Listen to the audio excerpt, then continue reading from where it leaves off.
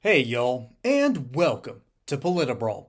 My name is Brian, and this unhinged CNN reporter goes on this weird rant about how all Donald Trump supporters are about white supremacy.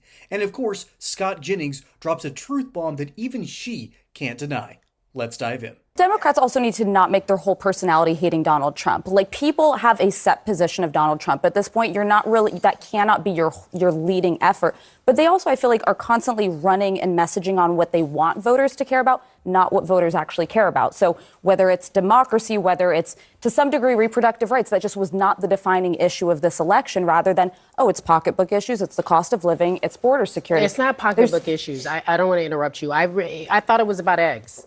Right. We're not talking about eggs anymore. It's not about it. It was never about eggs. It was about race. And if we're honest, if I see something, say something. We've been told that since we were kids. If you see something, say something. It's not about eggs. It is. It's not about. It's not. It's about making sure that there is white supremacy in this country. And if we're honest, we will say that. It is about making sure. With due respect, we will make sure that people who DEI is really all these code words. You used to use woke. I asked you to define what woke meant. You couldn't really define it for me. Tell me what it means again. Woke ideology is taking extreme views of American culture and trying to tear down America from the inside out and go outside of our cultural norms and invade every corporation, university, and other institutions. What is DEI? That's incorrect. Tell me that's incorrect. But what is DEI? Tell me again. Diversity, equity, and inclusion, and trying to guarantee outcomes instead of guarantee opportunity. Trump's cabinet looks like DEI. I was speaking. If I could just I do want us to not get off the rails because well, she just said we're all white supremacists. We gotta address this, don't we? We have actually, believe it or not, a whole conversation on DEI coming up in the show. Oh, good. But to your point about what the Trump administration has been focused on, literally everything that they have done has actually been about tearing down DEI.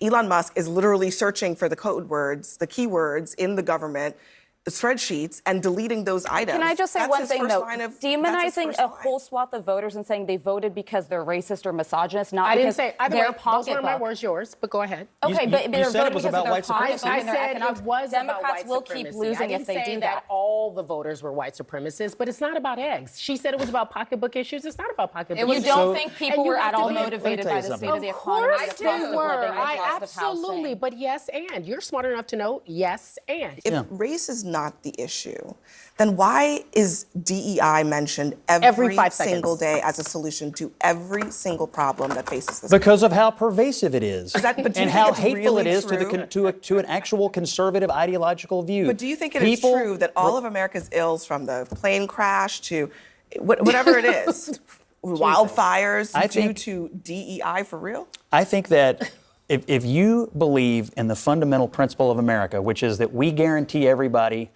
an equal chance, not an equal outcome, but an equal chance, then trying to go around that principle, conservatives don't believe in it. And most people who believe in America don't believe in it, number one. Number two, the concept of not hiring the best person for the job in government or anywhere else has been repeatedly rejected by the American people, the Supreme Court, and everything else. And so what do you mean?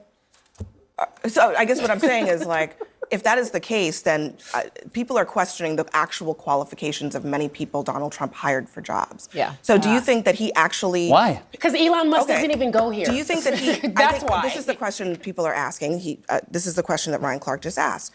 Did Donald Trump, for Health and Human Services, find the person with the best expertise to address this is not a when it comes to the Department of Defense, did he find the person with the best expertise to address those issues, or did he just find people who he liked? Political appointees have one qualification.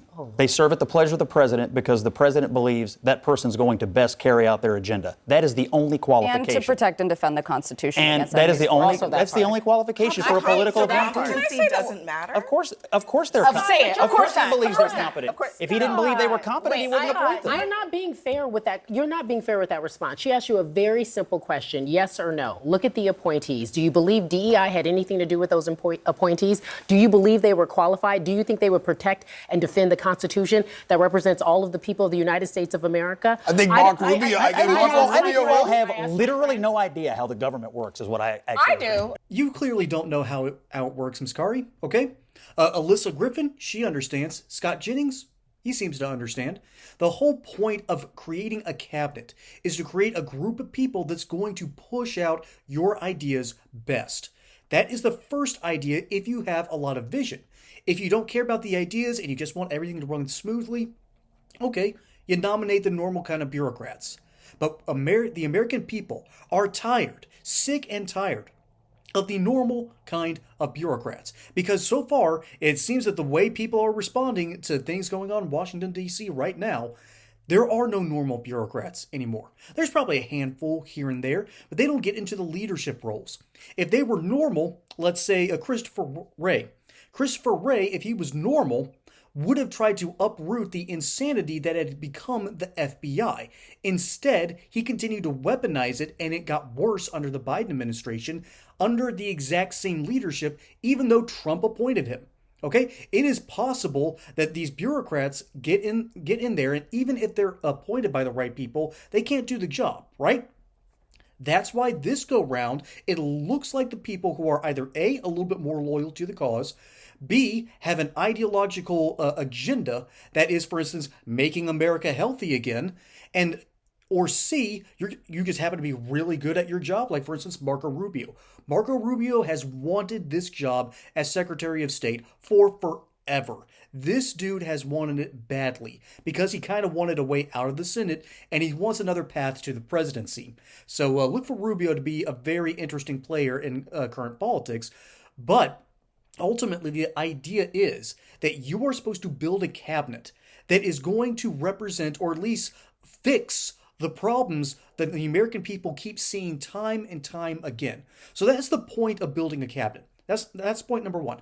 Point number two, when it comes to qualifications, again, it's about your vision.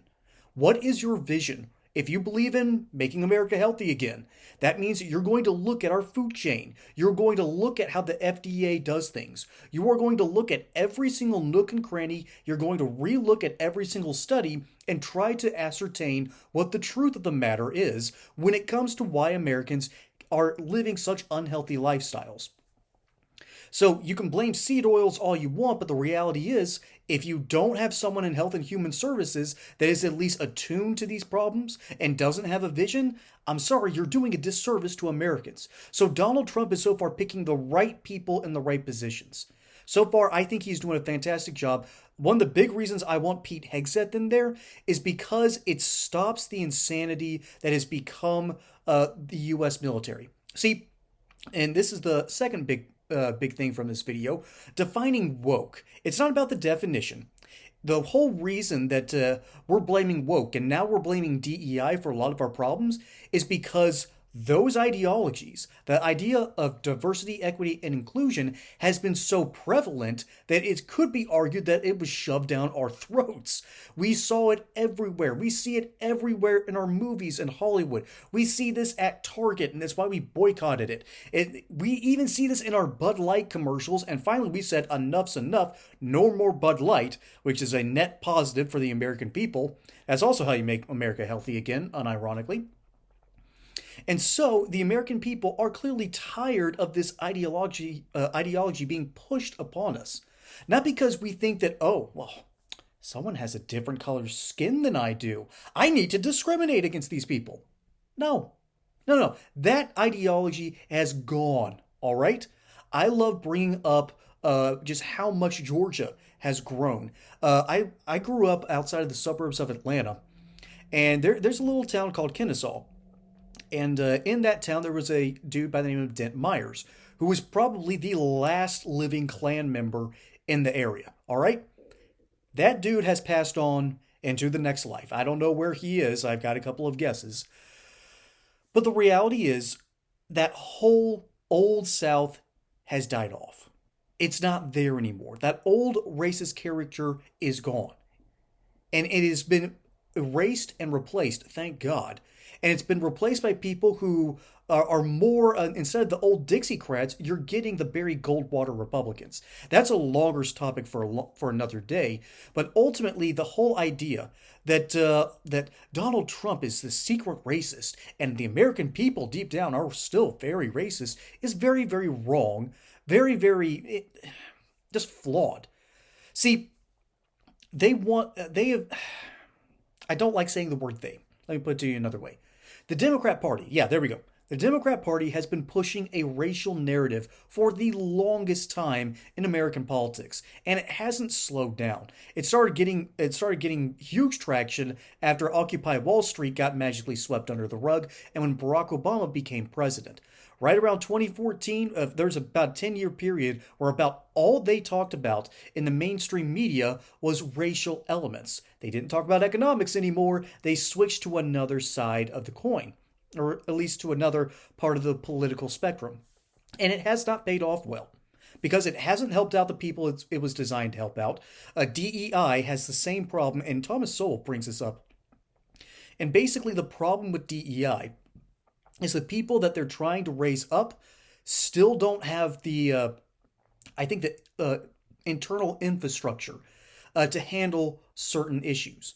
That means that there's other solutions to these problems that DEI does correctly say, hey, there's a bit of a problem here. Saying that certain Americans are still lagging in some areas, that's a good metric to understand where things are happening. It's not, however, a good metric to bring people into the greater American prosperity and the myth of the American dream that we've had for so long. The best way to do that is to equip people with the understanding with what America actually stands for, what a good education actually is, how to own and manage property. The people that keep on pushing America is still racist is pushing a narrative that's ultimately saying, we really don't know how to help anyone, so we're just going to tax you to pay these people. That's essentially what this all boils down to. And so when you see race, when you see all the issues in America through a lens of race, yeah, you're going to see racism everywhere. And unfortunately, you're going to see it where it's not. America is a post-racist nation. That happened when we signed the civil rights law into motion. And instead of celebrating this and moving forward, it seems that there's a significant portion of people, particularly at places like CNN, who want to keep dragging us backward, despite the fact that we are moving forward at a pace that has been unprecedented in American history. Folks, my name is Brian. Hope you enjoyed that segment here on Politbrawl. Don't forget to like and subscribe. Catch you on the next one. Until then, y'all have a good one.